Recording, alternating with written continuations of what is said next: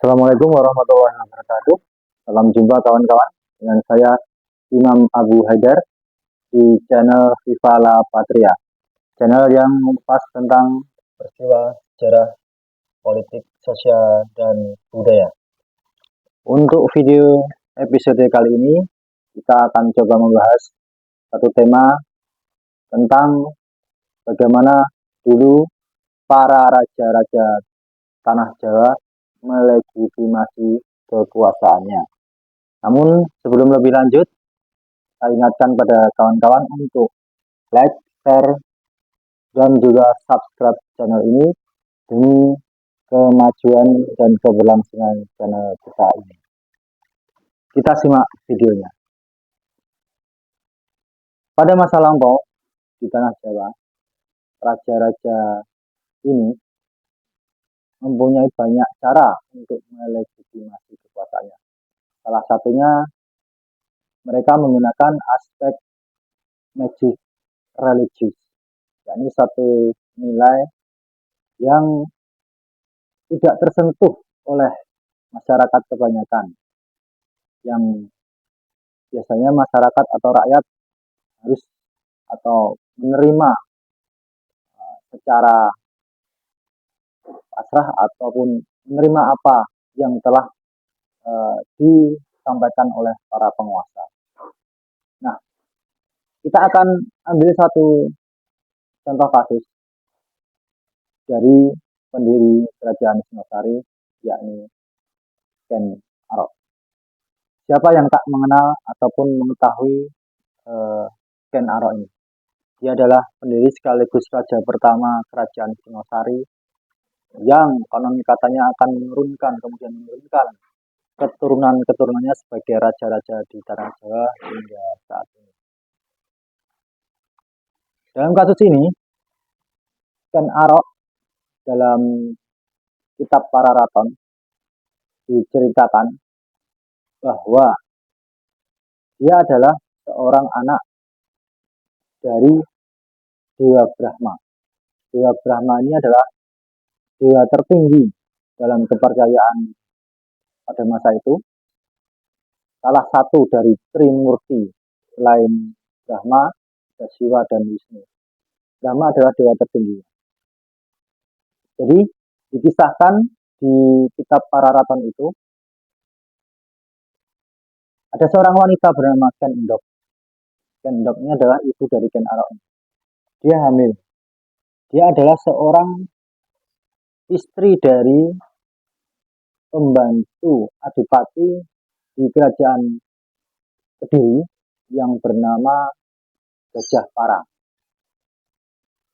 Nah, Ken Endok ini hamil dari hubungan selingkuh, artinya dia tidak hamil dari suaminya sendiri, Gajah Parang ini. Dan diceritakan selingkuhannya ini adalah Dewa Brahma, penguasa alam semesta. Nah, untuk menanggung rasa malunya tersebut, menghindari rasa malunya tersebut, Ken Endok akhirnya membuang sang jabang bayi ini ke suatu pekarangan. Nah, kisah setelah lahir, bayi Ken Arok ini sudah dibuang. Nah, singkat cerita,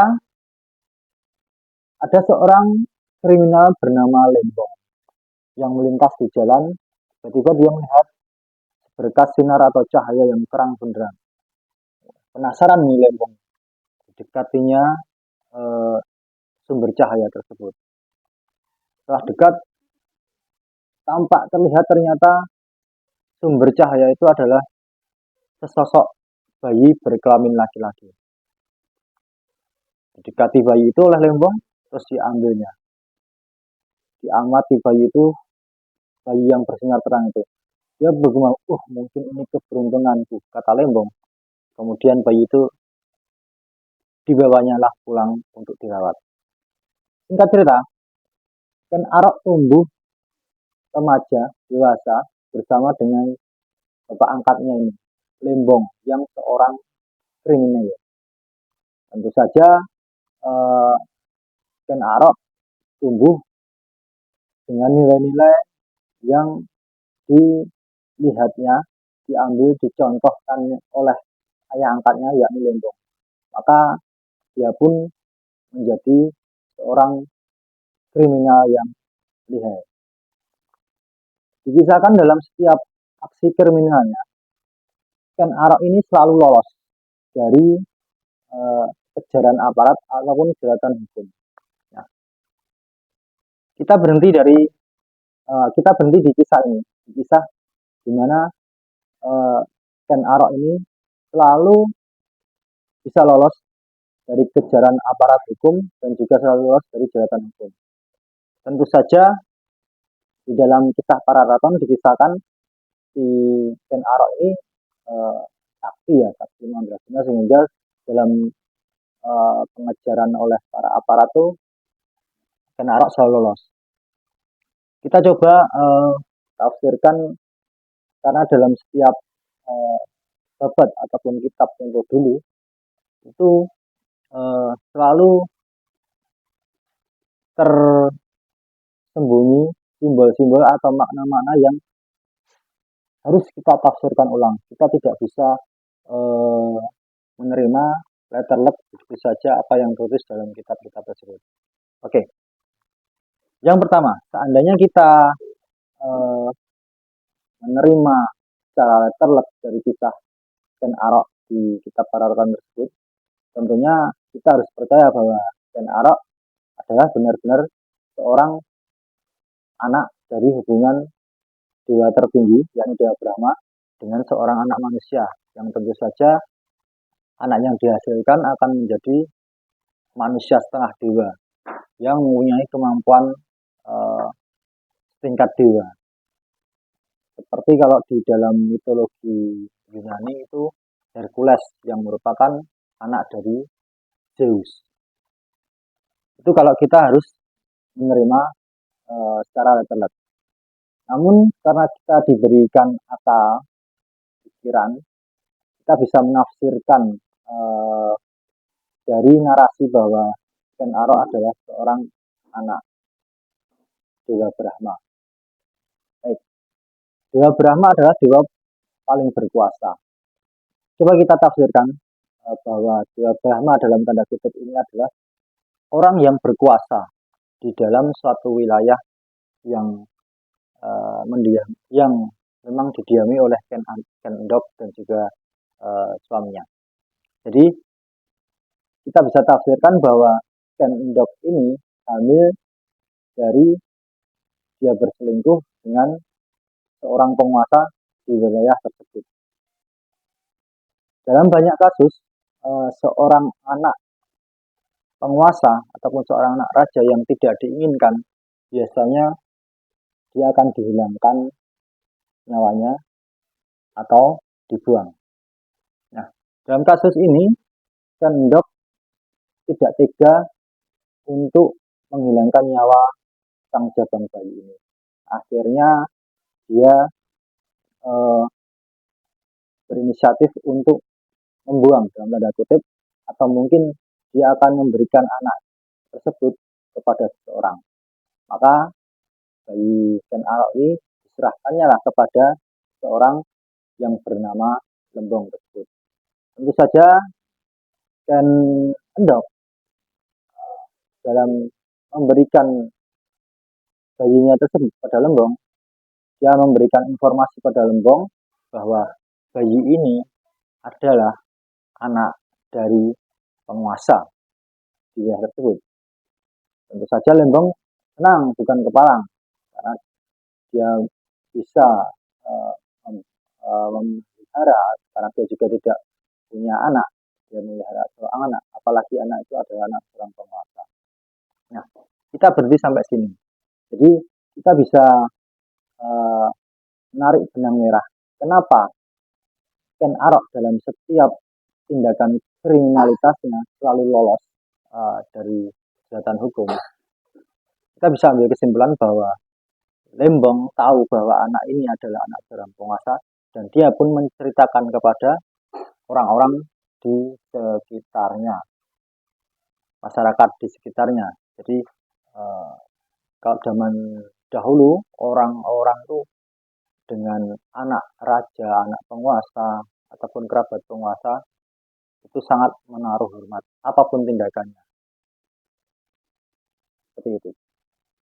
Jadi eh, faktor keturunan inilah yang menyebabkan eh, Ken Arok selamat dari eh, kejaran ataupun jeratan hukum.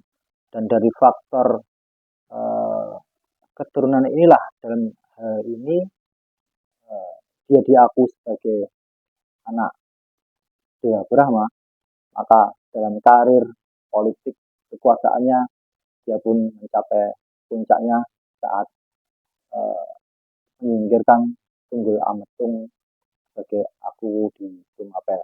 Namun kita tidak membahas sampai di situ karena kita tadi hanya membahas tentang eh, aspek eh, narasi bahwa dia adalah seorang anak Dewa Brahma.